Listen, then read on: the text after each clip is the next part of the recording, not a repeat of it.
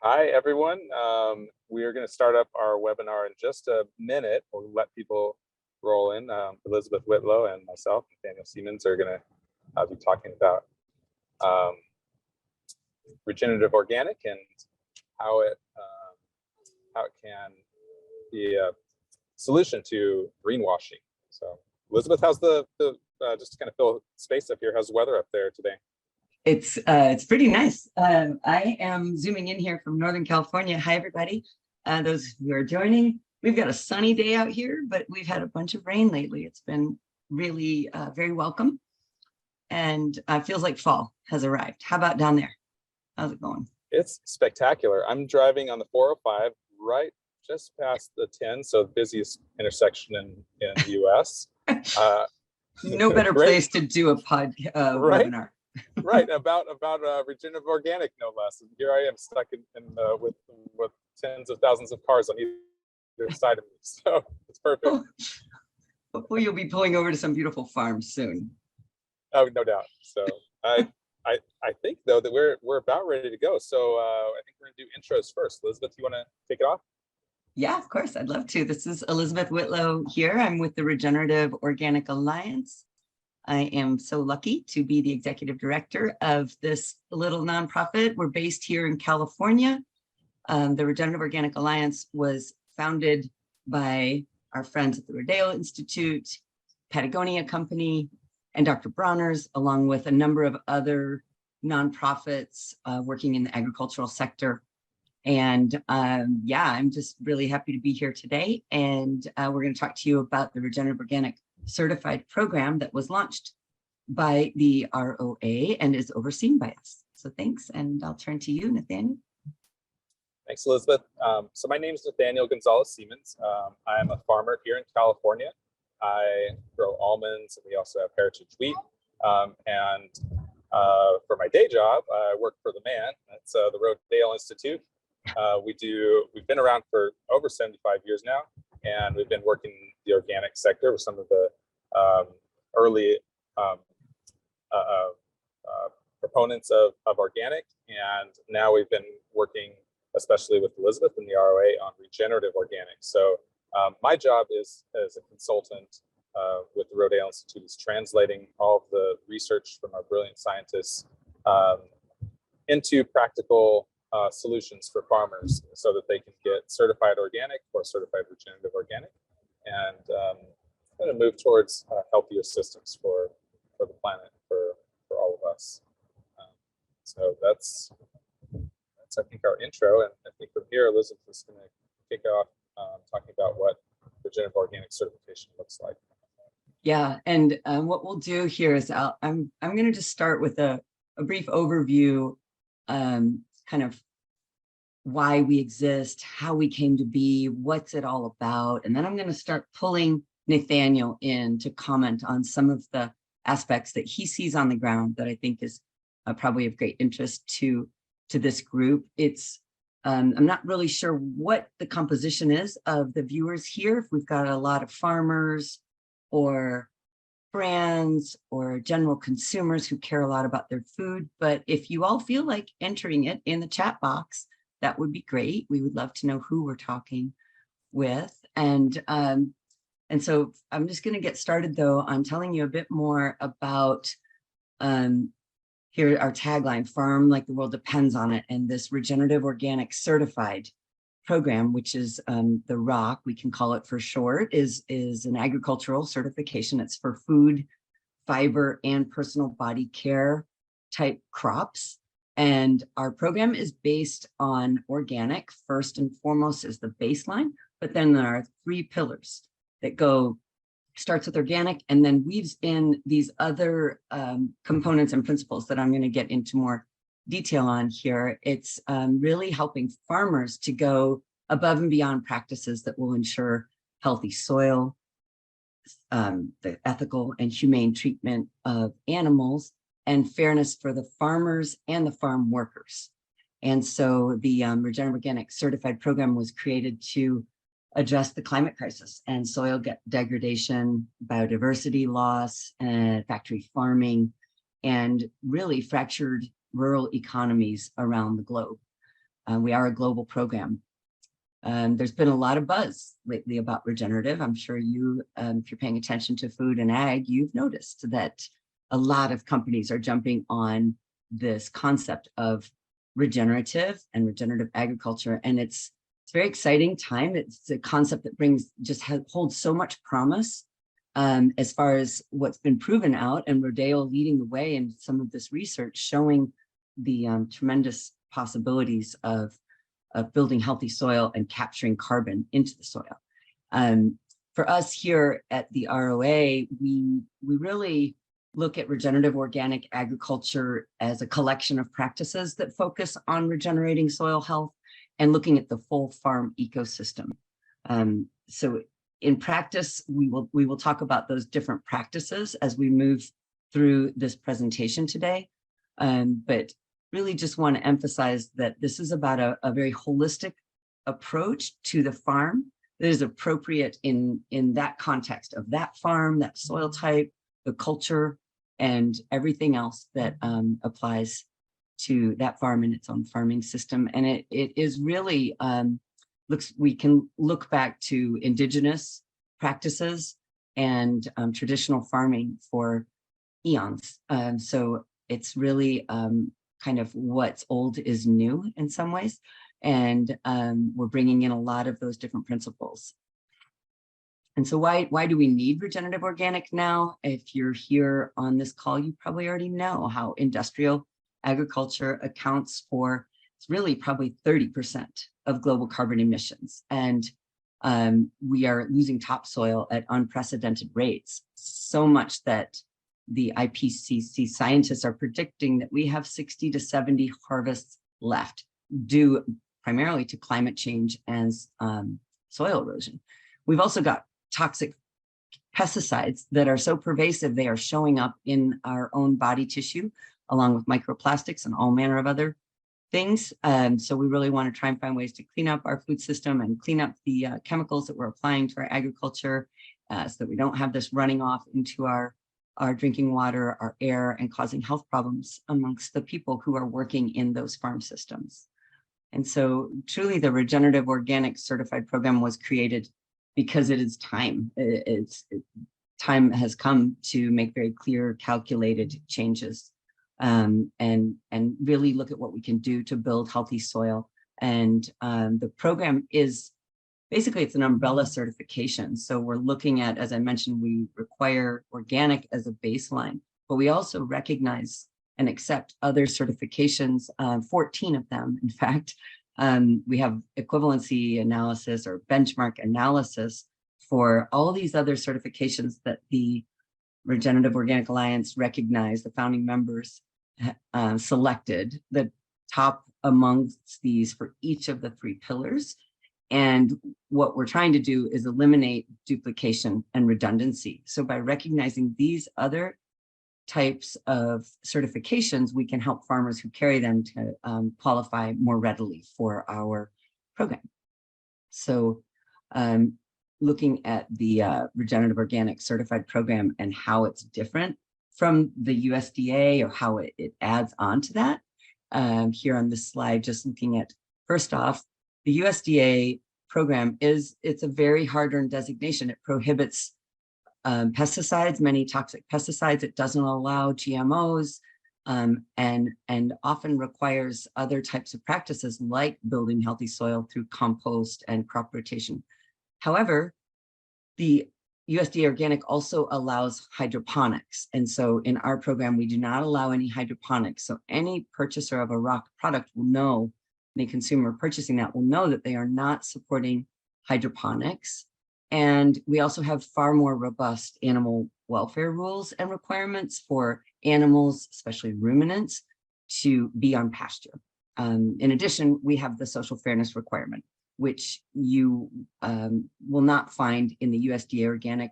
That is changing around the world. And you can see in Europe, they are going to be requiring that there is a fair labor aspect to the organic rule there. However, none of them really are going to go as far as the Regenerative Organic Certified Standard goes. So we can get into some more details on that in just a moment.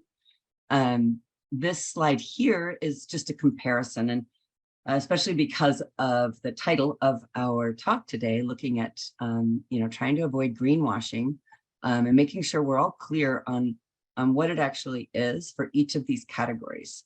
And so the USDA organic there on the left, I really just described most of those, as you can see outlined on this slide. Looking at regenerative, there is no legal definition. A lot of regenerative claims are focused on sequestering carbon in the soil, and they usually are going to be an indication of practices that are building healthy soil. And there is no prohibition for pesticides or GMOs in a regenerative program. So that is something that we really differentiate with the regenerative organic certified, because we believe regenerative must be linked to organic. And if it's not organic and you're applying synthetic pesticides or GMOs, then it really isn't regenerating the soil. And here's where it would be really great to hear from you, Nathaniel. So I can be quiet, and love to hear some comments from you on that, given all the research that Rodale's doing. Thanks, Elizabeth. Yeah, the link between human health and soil health is just an absolutely brand new field. And I mean, I say that knowing that, the Greeks, were talking about, and the Greeks just in the Western context, but the idea of let thy food be thy medicine is a very, very old idea.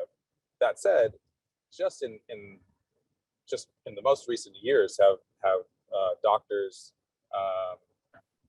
and soil scientists started to work together to try to figure out, how do we tangibly measure the effects on the soil in the human body.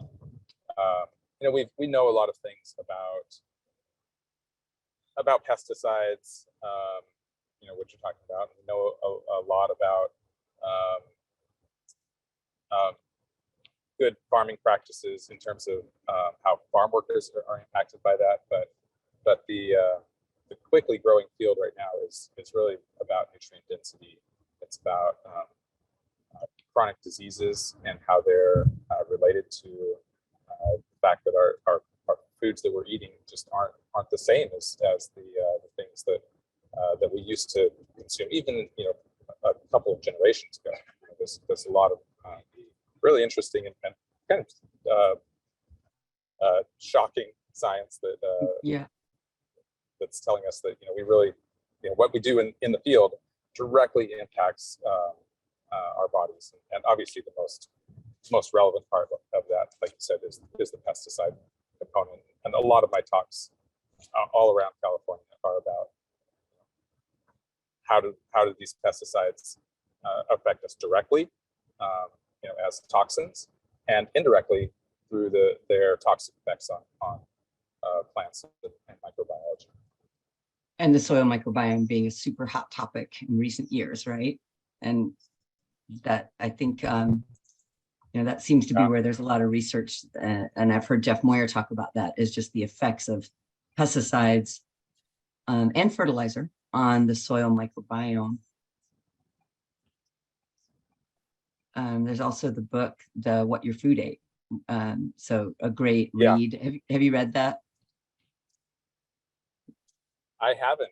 I'd love to put that on my reading list. I haven't even heard of it though, and that's just a good example though. The microbiology, I feel like it's like astrophysics right now. Like the more that we know, the more that we realize that we own a smaller percentage. We realize that we actually know about the entire field. Tell your kids to get into soil biology, soil scientists. It's just an amazingly quickly growing field right now. Super emergent. It's so true. And just a lot coming out from around the world. And so, that book that I just mentioned, What Your Food Ate, is written by David Montgomery and his partner, Ann Bilke, and it's incredibly well documented. I think the footnote section has 30 pages or something. It's really going into great detail of showing what's going on in the gut microbiome and how it really reflects what's going on in the soil. And so, yeah, a lot of really fascinating stuff in that sector.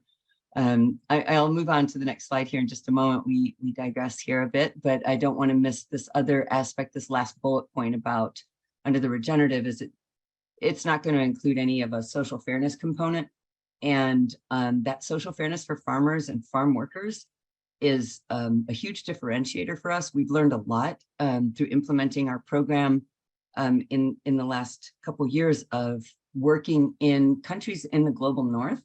It's quite different. So in the global south, there is a fair trade movement that you've surely heard of, like fair trade certification, Fair Trade USA, Fair for Life, Fair Trade International. You often see it with coffee, bananas, chocolate, sugar, some of the crops that have really egregious violations of human rights, where it really began about 30 years ago.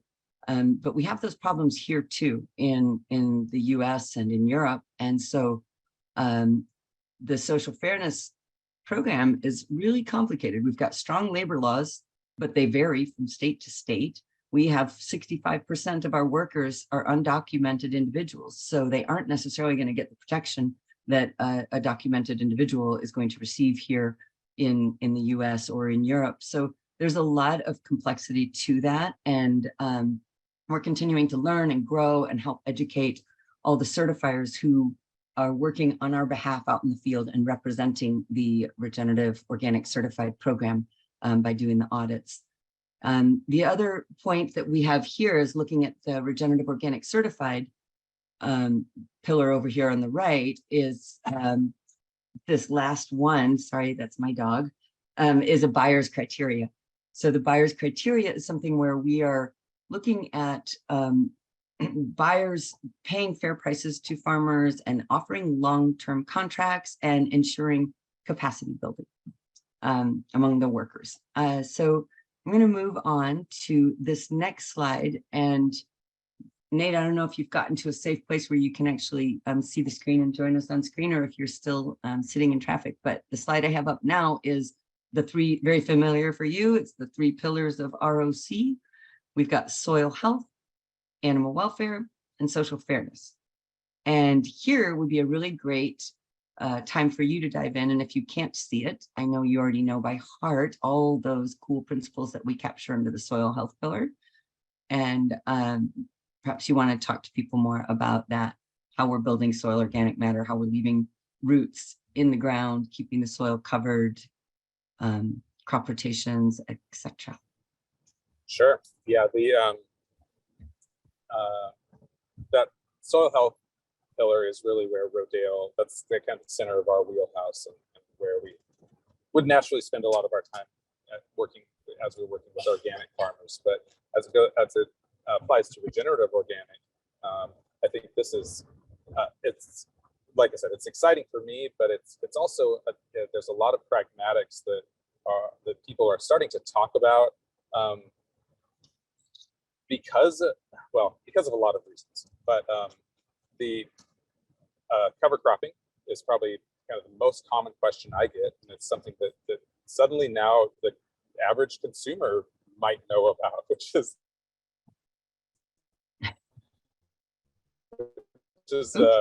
interesting. Is that, sorry, lose you there for a second, Elizabeth? I just lost you for a second, but now you're back. I hear you. You were mentioning that it's interesting that consumers understand what a cover crop is now, and I agree with you. It's great to see the evolution. It is great, but that's definitely where the greenwashing becomes a risk. Is now, the word regenerative has some meaning, and that can be kind of a dangerous spot when it hasn't been, like you said, legally defined. So, so that said, a lot of what we do is helping farmers to really understand, what does science say about cover cropping blends, when can they be used, what are other farmers' experiences with successfully implementing those, and that would apply to any number of soil health practices that we consult to. That's the cover cropping is just a good example of that. But ROC protocol is really gives us the chance to dig in, kind of double down on what our scientists are seeing and what other, really cutting edge farmers are seeing. And I love that that there are farmers who have been implementing these practices for years, if not generations. And that's really, the strength of the organic movement. And I think the strength of the regenerative organic movement is the farmers of from all over the world, just, doing good by the land. Yeah, definitely. And it looks different in different parts of the world too. Like, and maybe we want to break down that crop rotation standard in the framework. We have a requirement for a minimum crop rotation of 3 plant families on a field, and ideally including a green manure cover crop. But that's not always possible. And so what we've learned in the last year is, in working in other regions that are rain fed, they're small holders, they don't have irrigation, and they are dependent on the rainfall. And so a crop rotation is really hard. And we heard this a lot in the cotton growing regions, and we've also heard it with quinoa in the highlands up in Bolivia. Nate, do you want to talk about that a bit? Yeah, but I'm just going to add a little caveat here, is that it's all hard, Elizabeth. There's nothing easy about farming. That part is a known. So the crop rotations, though, are like you said, those are one of the first and biggest challenges that especially a conventional farmer will do, because it's easier to just farm one thing, and every time you add on something new, it's an added challenge. So, but at the same time, that's where it can get really fun, and where you can get some kind of like multiplicative effect. I don't know if I'm using that word right, but once you start rotating crops, you get added benefit in your insect controls. You get added nutrient benefits. If you're smart about it, and you're using and you're creative about it, and you're using practices that are well established. So crop rotation is really, I think, where we can get the most bang for our buck on a year-by-year basis. And the farmers who get into it, there's just some really creative crop rotations out there.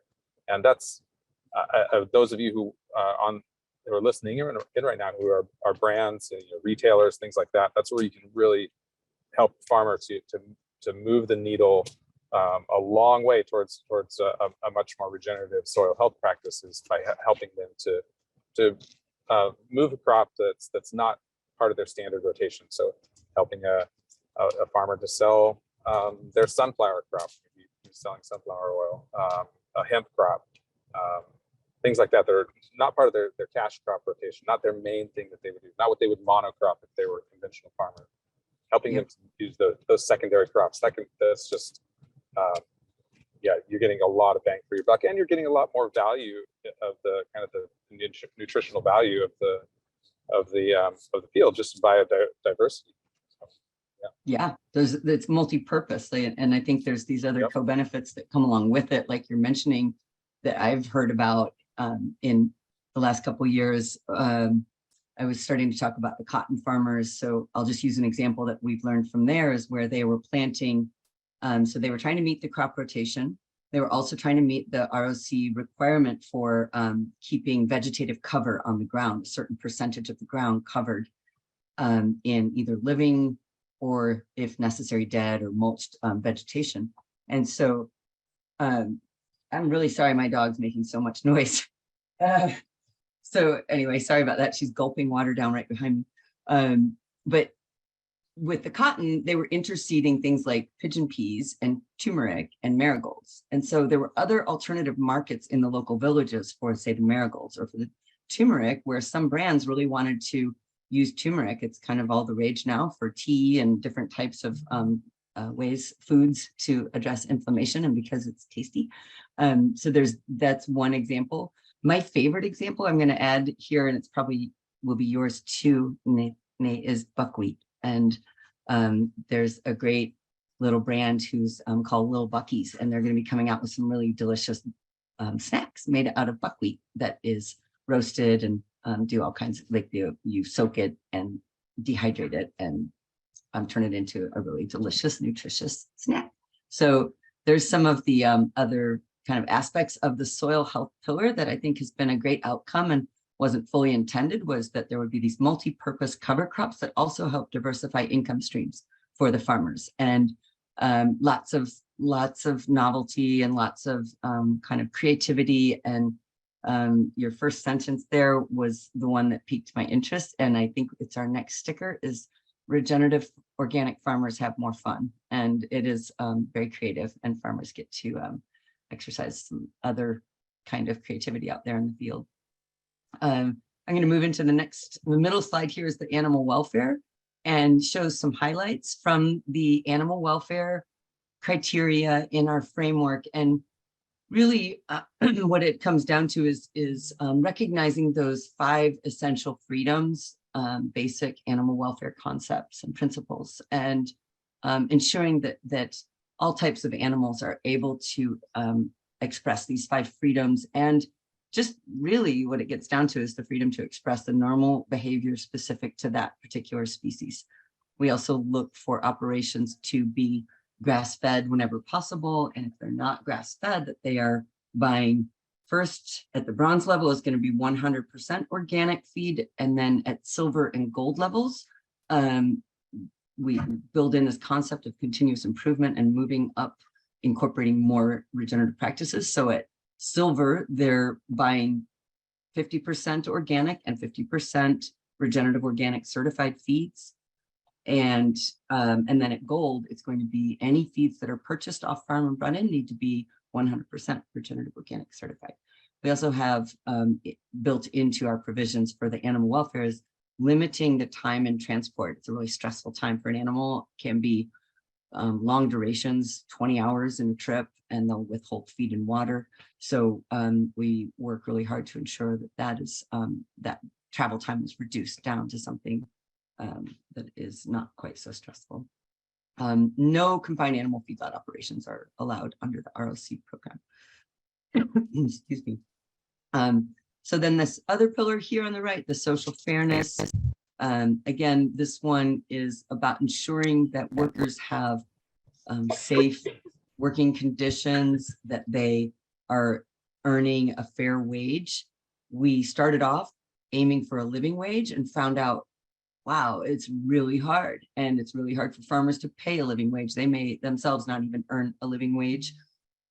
So we had to build in this on-ramp for the living wage. And so for this, we require that the farms who are educating their farm workers on what it is to have a living wage in the region where they live. There's a really great calculator for domestic operations. It's from MIT. And you can go there and you can plug in your zip code and you can see what a living wage should be in the region where you live. If you're outside of the US, then we have other tools. There's a lot of different efforts going on around the world to ensure that people are getting a living wage. If people can't make that, they can't feed their families and hopefully send their children to school, then they're just going to migrate. They're going to have to leave. And so let's help people stay where they are and help them live lives that are with dignity and can afford to feed their families, to take care of their kids. So yeah, and there's also like tenets here around capacity building and freedom of association and finding these long-term commitments and no human trafficking, no forced labor, no child labor. So those are some of the central tenets of the ROC framework. I'm going to move on now, unless you want to add anything there, Nate. I'm not sure if you've been working much with animal welfare or with livestock operations, but definitely feel free to jump in here. Yeah, I can comment on a couple of those. The livestock, in a similar way to the cropping systems. One comment that I would have is that local markets really solves the greenwashing problem in and of itself, because then the everyone around there knows who the farmer is. They know what they're doing. There's it almost makes certification unnecessary in a sense, which is maybe what we're aiming for. Maybe that's the we're moving needle in these slow incremental pieces so that, you know, we have a more localized farming system and a more equitable farming system where people, the communities are integrated into the agricultural system in a much more pragmatic way. So that distance of travel is a really practical way of making a small shift towards more a more locally appropriate food system. So that's one comment that I would have there, and something that is actually more work for me, Elizabeth, because that means that I'm having to I'm having to help farmers with the processing parts, because that's a huge part of industrialization in farming, is that we've lost post-harvest processing with meats, with grains and cereals. So I mean, it's fun. It's exciting to get to work with local millers, local abattoirs. You mentioned Will Harris a little bit earlier. He's got a tremendous operation that's been an example to certainly us out here in California. But you know, now that just means I have to write grants and help all our local meat processors to get a mobile slaughterhouse and things like that, which is great to have that work. And as far as the social fairness, the equity pillar there, it's great to be. I mean, regenerative needs to be inclusive of all the capacities that farming's impact communities, not just soil, not just animals, and for that matter, not just farm workers. You know, we're impacted by farming in almost every aspect of our lives. So I'm excited that was included explicitly in the ROC pillars, and I think that's a challenge certainly for farmers, but it's a good challenge. You know, it's really something that you know consumers are looking for, and I think the farmers have been responded to well in our consulting relationships with them. It's a huge differentiator with our program, no doubt. And one thing I've been really pleasantly surprised to learn from our clients is that they've seen increased profitability and productivity by going through these trainings with their farm workers, that they found more worker engagement. And just like one farmer was telling me, like, you know, now when there's a problem with the tractor, the workers don't just put the tractor away and go home. They go in and they find somebody. They're like, hey, yo, this tractor needs some work. So they are, you know, they're definitely finding other types of efficiencies and gains from it. And just like worker morale and working well together has made a huge difference. So I love hearing kind of anecdotally some of the feedback from our farms on those benefits from the social fairness. I want to go back to the animal welfare one for just a hot second here, Nate, because it's something I run into a lot when I'm talking to clients is who have livestock.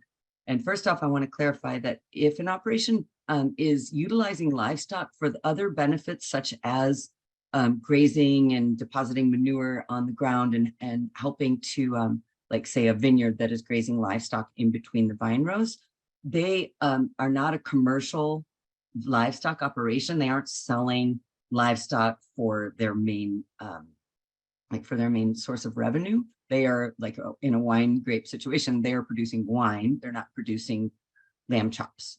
So they don't have to technically get those lamb certified or their sheep certified under an animal welfare program or under our program. But the auditors are trained to verify those 5 freedoms for those animals, but they do not go through the whole exhaustive list of animal welfare requirements for those types of operations that are not receiving the animal welfare certification. So that's one thing I just want to differentiate because it adds a big extra burden to farms, and we don't want to do that where they're not really relying on the livestock for commercial sales. But I do hear from livestock producers about this mobile slaughtering units and what a challenge it is with how we've lost infrastructure. And what is it for corporations who dominate 99% of the meat processing in this country, or some outrageous statistic like that? So have you been successful in that, Nate? Have you gotten any grants to get mobile units that do multi-species? Because if so, well, we don't have to get into that here, but I know some farmers who would love to hear about that. we're in the midst of working on that. We have some grants for some post-harvesting processes, but not for specifically for animal slaughter and processing. So they've been more along the lines of equipment shares and lending libraries for seed cleanings and things like that. So, but we're going to be talking about an eco farm, so we'll see you there. Great, I can't wait. All right, I'm going to move on to the next slide. We've stuck on that one for a while. I've already talked about this a number of times, just visually here to present for you is just these are the bronze, silver, and gold. Each of these requires a different number and scope of regen practices, and we continue to increase as the farms move along. I would say, we've got that gold is as gold will be, as a pretty high bar, and we're going to keep it that way. Right now, we've got about 2% of our farms have attained gold, and they had to work really hard to get there. And I'd say, I keep saying people, why? Like bronze is still amazing, and bronze and silver are really hard to get to. But, some people really want to go for gold. So, yeah, as they move along the different, through the different criteria, the requirements become quite high. So yes, that's one other thing to mention is that we want to really encourage, we want to build this on-ramp. We want to help farmers get on the road to ROC. And so we require a certain percentage of their land be dedicated to the regenerative organic practices. And it was 25% at bronze, but we got a lot of pushback from larger brands, larger farms that were like, well, we want to trial this, but we can't go in at 25% because that could be, really costly learning lessons. And so they want to try it out first. And I don't think anybody who tries it really goes back. And that would be a great place for you to comment on after your years of working with farmers. Nate, are you seeing people go back to conventional or go back to regular practices? Not within ROC, certainly. That's just too new to say that. But within organic, there's a certain percentage, and I think that's there's a larger issue certainly about the influence that regenerative organic has on organic. But without going in that direction, just to simply answer your question, a lot of farmers have split operations, and that flexibility to have both those sides is certainly a positive, but the lack of a precedent to continuously improve is a big reason why we have regenerative organic instead of just having an organic standard that does all of these things already. Yeah, true. Thanks. All right, I'm going to move on to, we do want to leave time for Q&A, and this time has flown by and so fun. It's 11:40, so I'll kind of move quickly through the rest of this deck so we can open up for your questions. This is just a snapshot of our resources page. It's a little bit much. There's a lot of information there. We're working on making it a little more kind of a little easier to navigate. But for now, you can see where the general documents are for farmers who want to get certified. These would be the main documents you would want to look at, the framework and the standards. Typically people want to know how much it's going to cost. And then the sample regenerative organic system plan shows you the questions we ask. And then the baseline and additional certifications is another important one for people to look at if you have existing certifications. I won't dwell on this one. This is just, I think it's too many words, number one, and but just giving you an example of kind of how the framework is laid out. We've got these criteria, we've got certain requirements in each of them, and then here are the levels, the bronze, silver, and gold. So I'll leave that one there. You can check that out if you're interested in getting certified. This is how you get certified. You would submit your initial online application on our website, and then we will create the customized regenerative organic system plan for you based on your existing certifications. Once we get that completed, then we pair you up with a certifying body. And certifying bodies are those agents who administer the National Organic Program or the EU Organic Program. We only work with certifiers who are accredited under the National Organic Program, so the USDA federal rule for organic. So you need to be an accredited agency and have very well trained auditors to qualify to do the ROC audits and represent us out there in the world. Once you get paired with a certifying body, then they will send an auditor out. They will come visit the farm, go through all the questions and verify all those checkpoints, and then send their report back into the certifying body, who will give it a final review and send us their certification decision.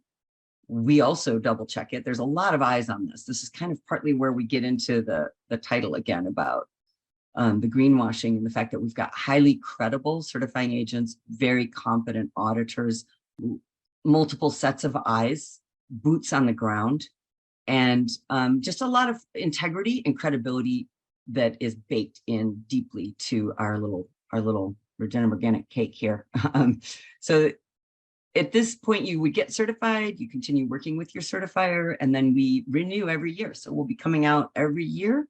That may change over time. I'm not sure yet. We're a new program. We're going to keep the bar really high and make sure we maintain the very high bar and keep all that credibility in our program. I'm going to move on here quickly. The application fee, the certification costs in general. We have an application fee for most farms. It's going to be $350. If you're extra large, you have lots of parcels around, it'll be $500. That $1,000 fee is for grower groups. We work with a lot of grower groups in the global South. And so that means that it could be 1,000 growers and operating under one internal control system and a manager who is ensuring that those 1,000 growers are all following that internal control system. Then we've got the CB cost, the certifier cost, and that's really dependent on the certifier, the region of operation, the timing of your audit, the availability of auditors, and we do not dictate what the costs are for the certifiers. We really are advocate strongly that the certifiers are bundling the regenerative organic audit with the annual organic audit. And then we've got an annual fee. And this is actually, we're reconsidering how this is right now. I think we're going to drop our fee for most farmers to a flat rate of $250 instead of what you see here of the 0.1% of revenue from your previous year's sales. It's just too complicated. And we're going to probably cut that and just make it a flat rate, low fee for all farms under probably, I don't know yet, $2 or $3 million. We're just, it's going to swoop in. Most of the farms who we've been working with will qualify under that $250 flat rate. This is a brand's road to ROC. So for a brand, they may see like, hey, we want to make this little Bucky's buckwheat treats.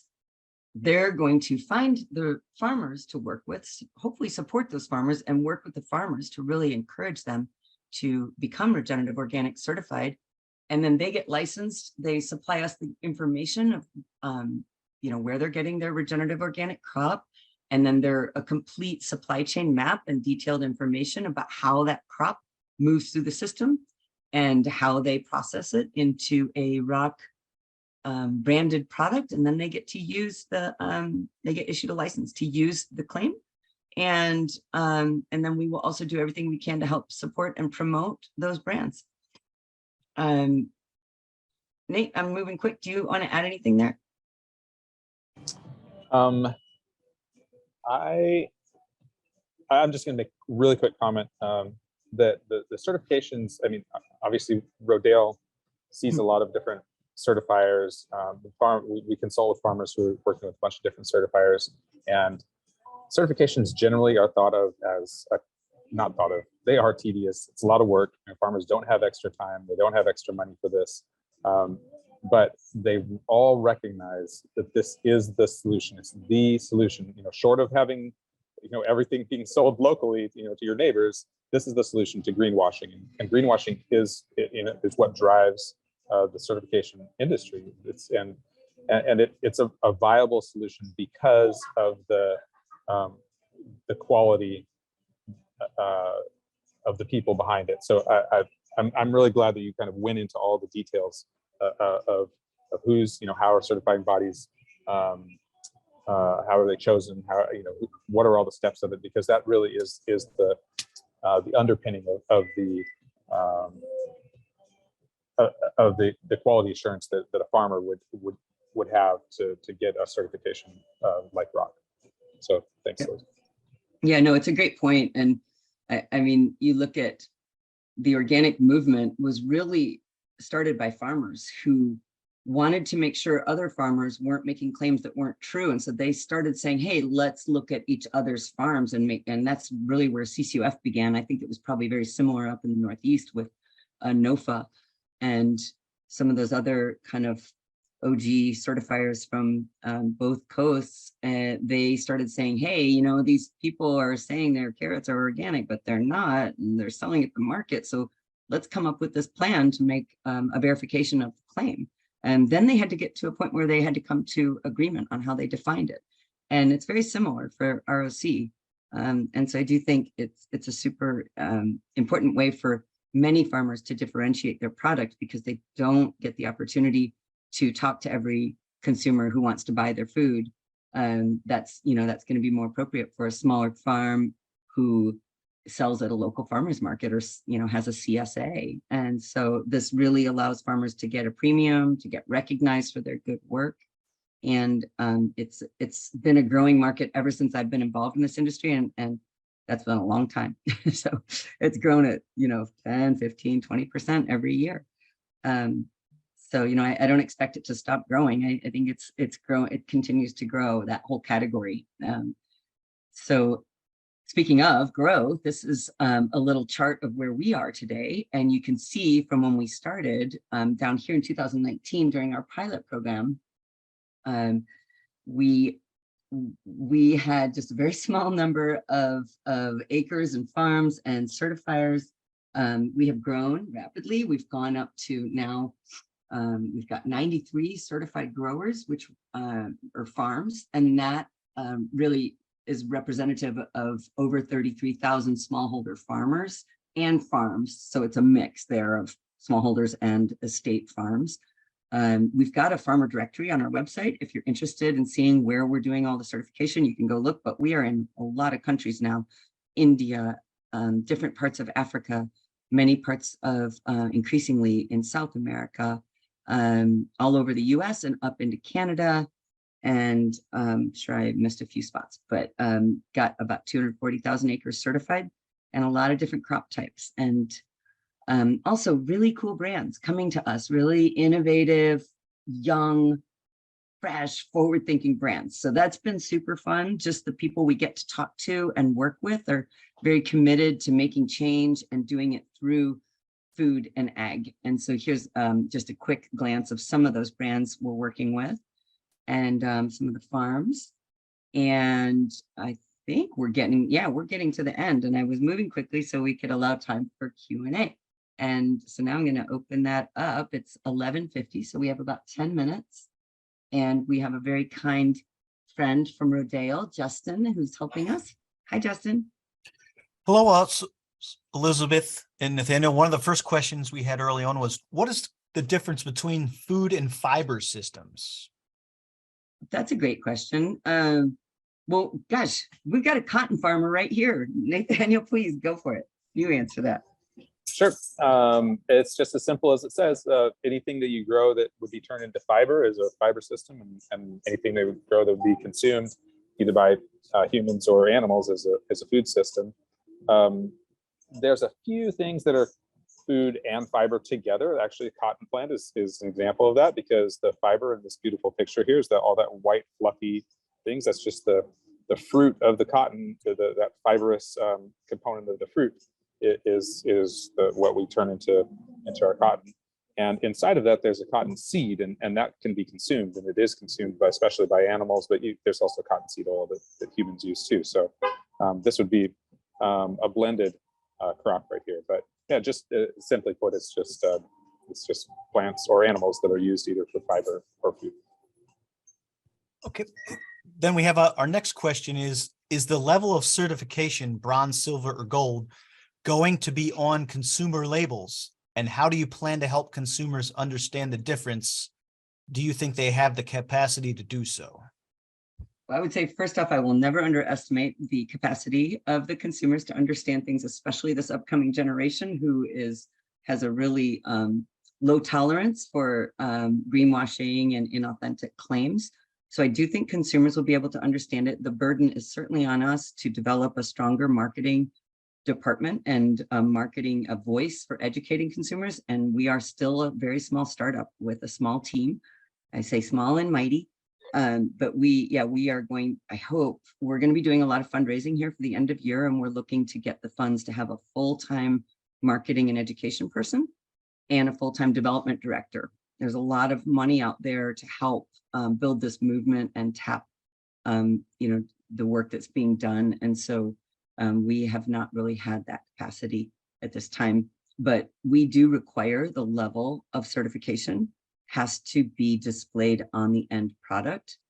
And it comes with its own set of complications. Like, what if an operation is super ambitious and they go for gold or silver, and then they find out, oh gosh, we can't maintain that, or something happens and they have to go down to a lower level, but they've got a bunch of labels printed at the silver or gold level. So it's not without some complications, and we're still working that out. But thanks for that question. It's a good one.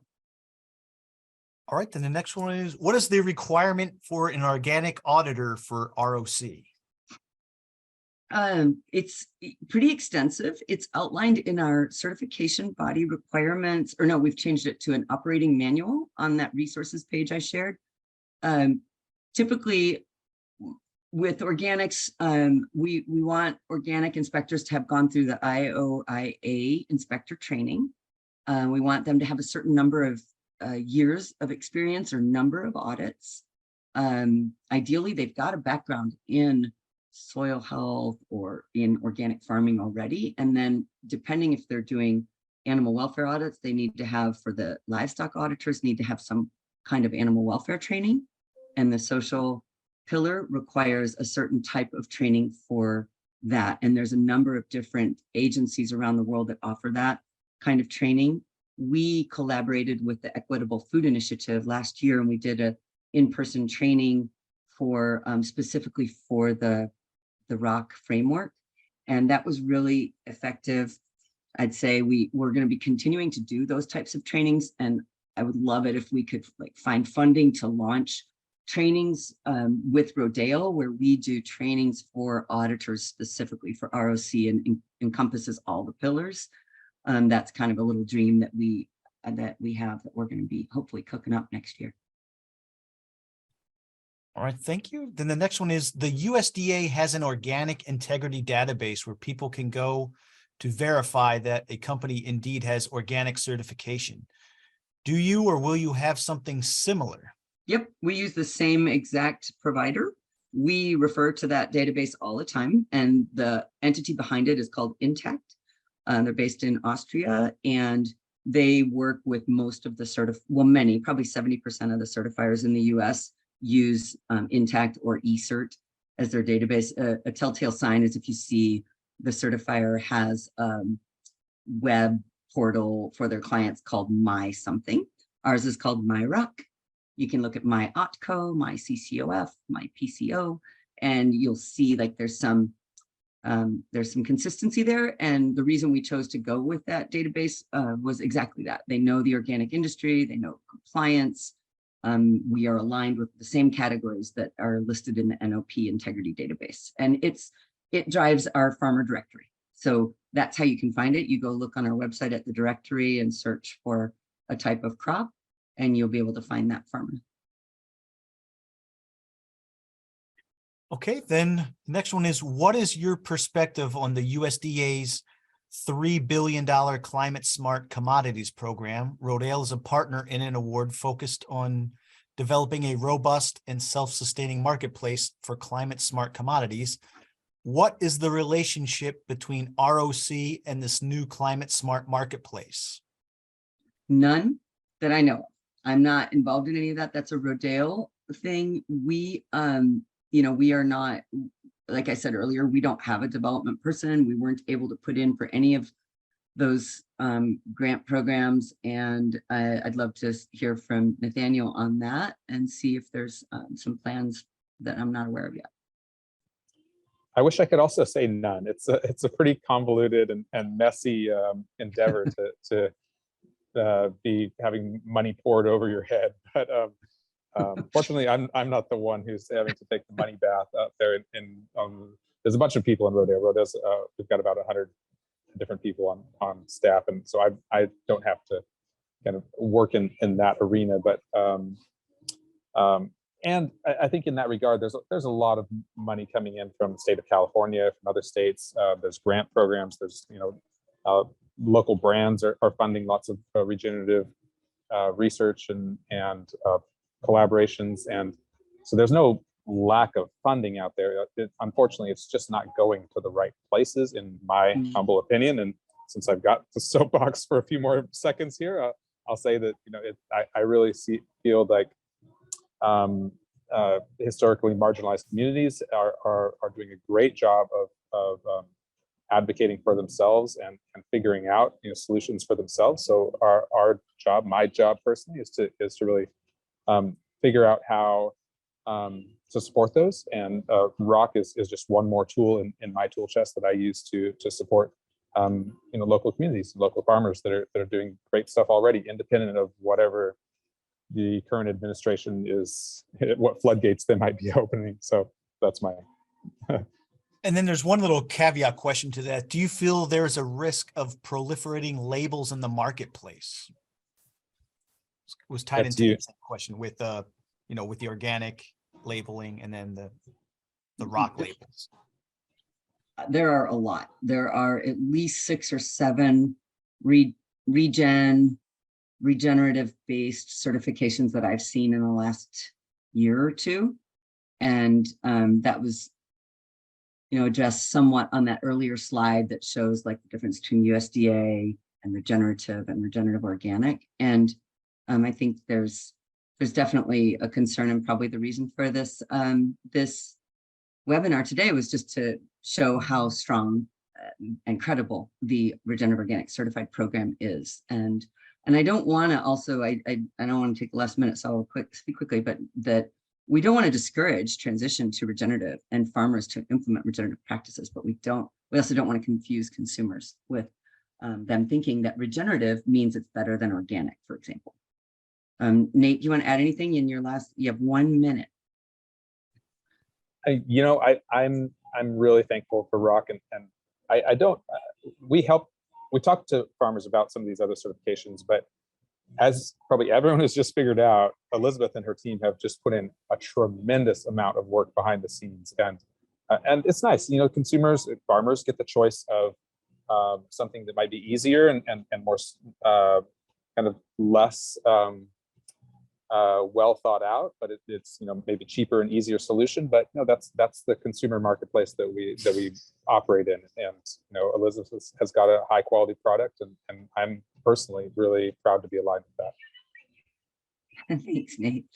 We're proud to work with you. It's always a pleasure and a delight. So thank you for all you contribute. I think we're done. And there's a question here that I don't understand. Biocyclical permaculture or syntropic agriculture. You want to take that one, Nate, or shall we call it a wrap? I think I heard the bell ringing, so okay. Awesome. Thanks everybody for coming, and we'll see. Yeah, thanks everyone. Yeah. Appreciate it. Yep. Take care.